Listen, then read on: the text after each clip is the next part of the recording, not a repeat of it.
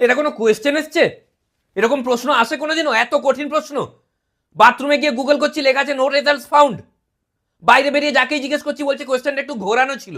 মানে আমরা মাধ্যমিক দিতে গেছি না গুগলি রাউন্ড খেলতে গেছি ওখানে? আর কোয়েশ্চেন এত বাজে, তার উপরে অদ্ভুত বাজে একটা গার্ড।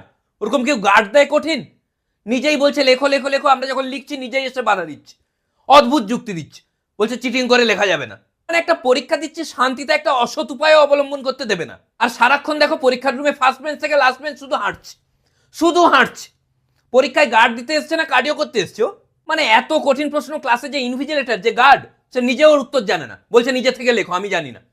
তার বন্ধুকে জিজ্ঞেস করছি, ওকেও বলতে দিচ্ছে না, বাধা দিচ্ছে।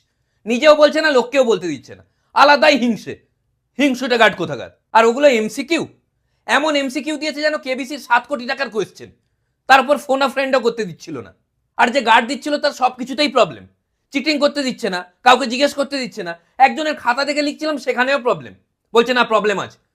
এর কিসের প্রবলেম? যার খাতা দেখছি তার প্রবলেম নেই, যে গার্ড দিচ্ছে তার প্রবলেম হয়ে যাচ্ছে। এত প্রবলেম নিয়ে কেন গার্ড দিতে এসছো?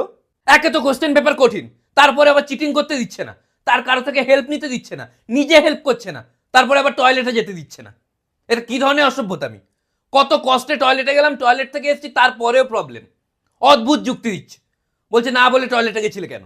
আর যে গার্ড দিচ্ছে সেও তো একটা টিচার, তার তো উচিত স্টুডেন্টকে হেল্প করা। পরীক্ষার দিন কি আর হেল্প করবে? তো পরীক্ষার দিনে যদি স্টুডেন্টকে না হেল্প করতে পারে একটা টিচার, অন্য দিনে কি হেল্প করবে? আর অন্য দিনে আমার হেল্প নিয়ে কি লাভ?